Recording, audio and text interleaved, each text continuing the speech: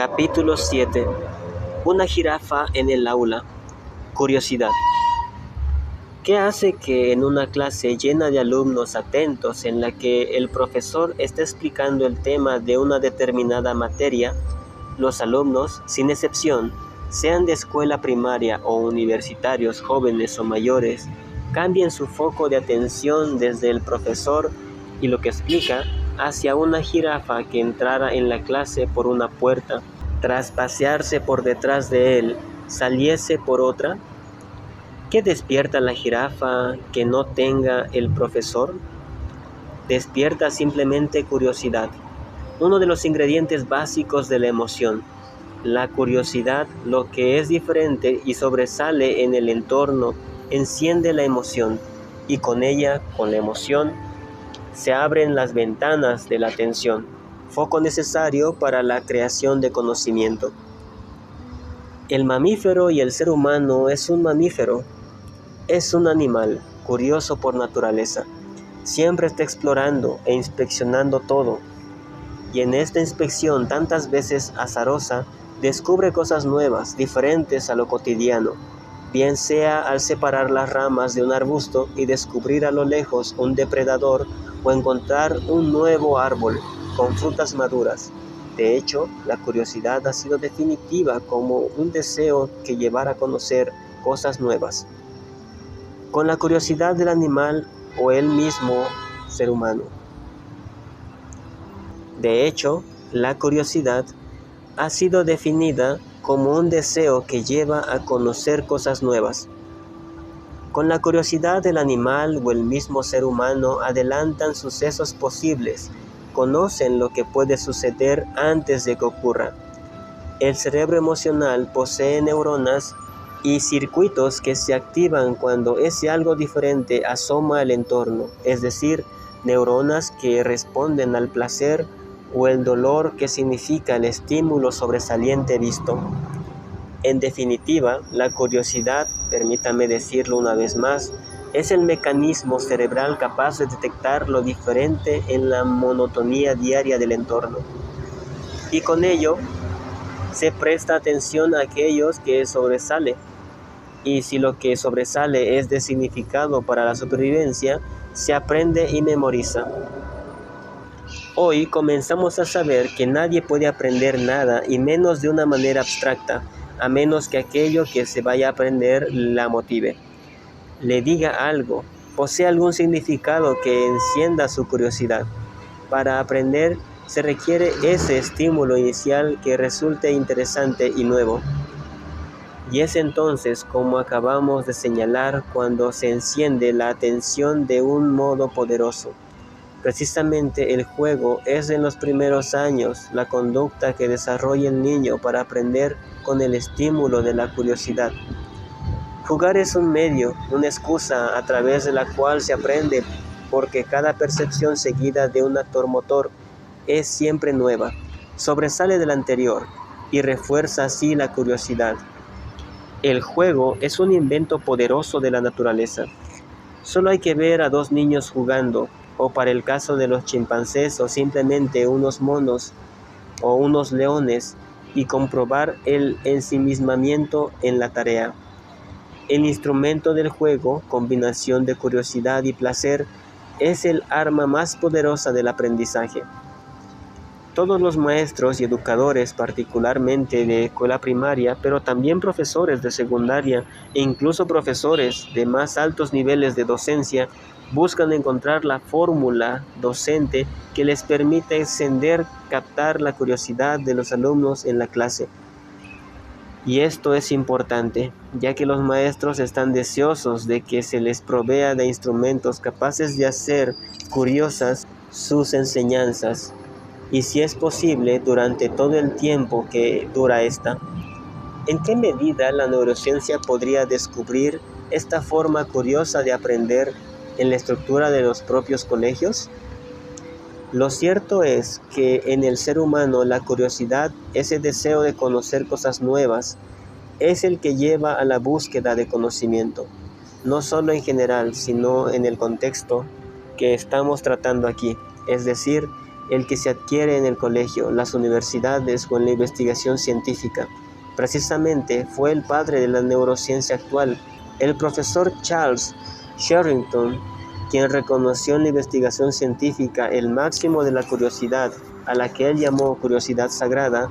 En cualquier caso, estudios recientes muestran que la adquisición de conocimientos, el llegar a conocer aquello que se busca con el estudio y el aprendizaje, compara sustratos neurales con aquellas otras conductas que empujan a la búsqueda del agua o el alimento o la sexualidad, es decir, hedónicamente placentero. De ello se deduce que la curiosidad que se satisface a través del aprendizaje tiene como base cerebral el placer, lo que a su vez refuerza la idea de la búsqueda de conocimiento y la toma de decisiones producentes a obtener ese conocimiento es biológicamente placentero.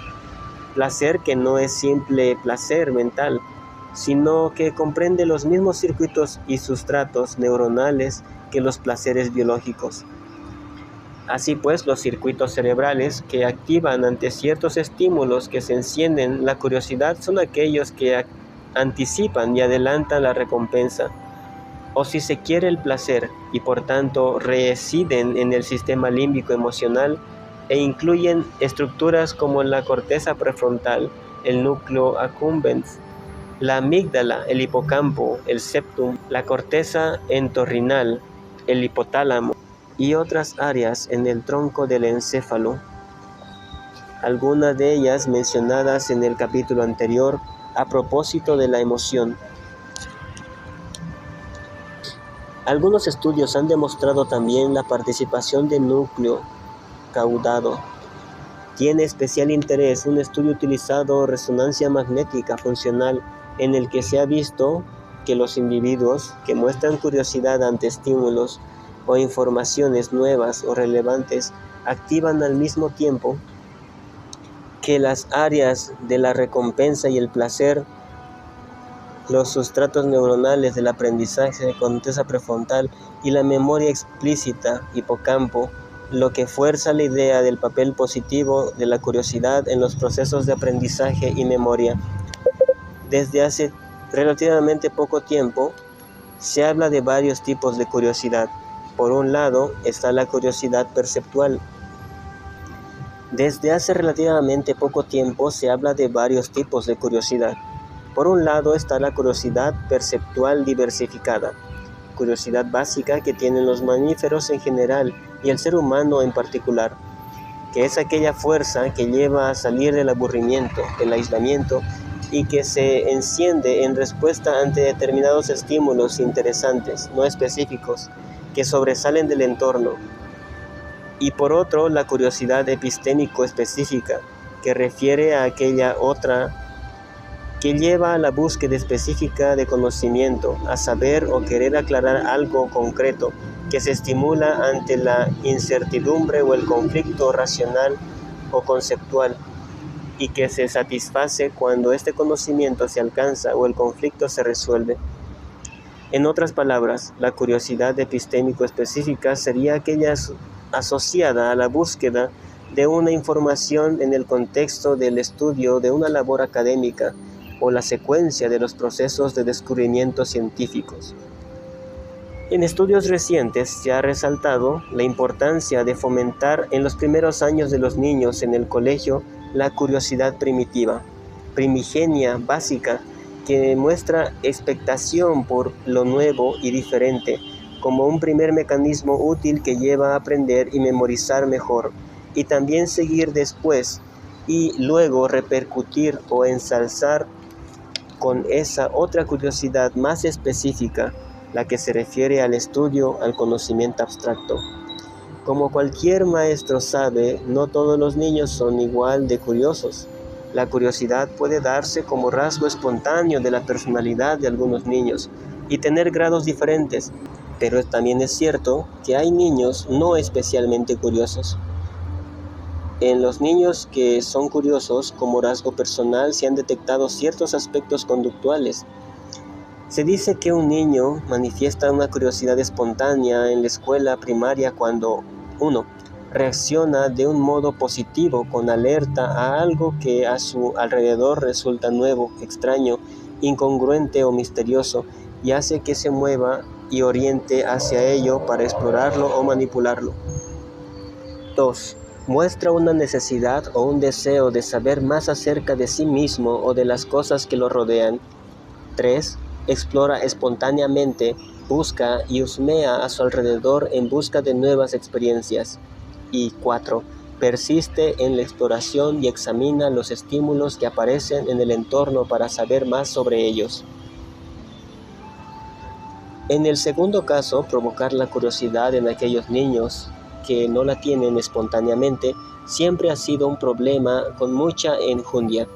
Se ha propuesto algunas estrategias que ayudan a encender la curiosidad y que, utilizadas con matices diferentes, han sido empleadas por muchos docentes, desde la escuela primaria hasta la universidad.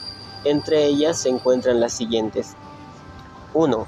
Comenzar una clase con algo provocador, sea una frase, un dibujo, un pensamiento o algo que resulte chocante, el ejemplo de la jirafa con el que iniciamos este capítulo.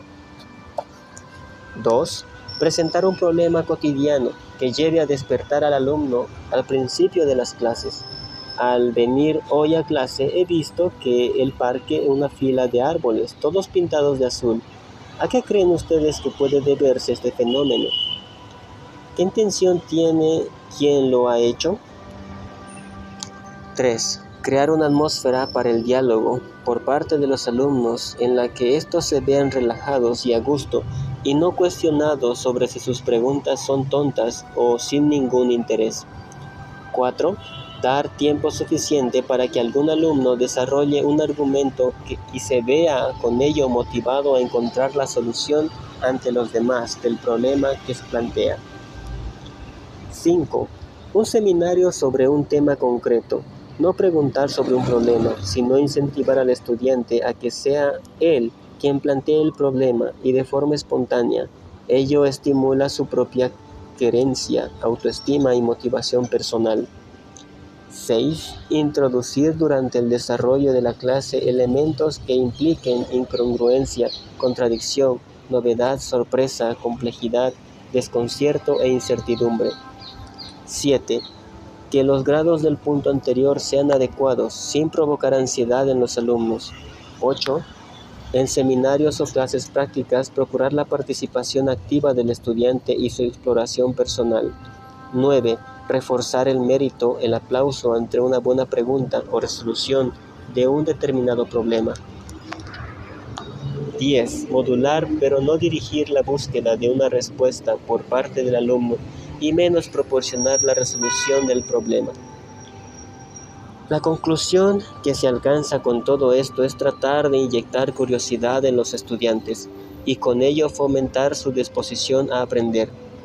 Es evidente que los significados que encienden la curiosidad varían en relación con la edad, la hora del día, el estado del organismo y cuanto sucede en el medio ambiente físico, familiar y social.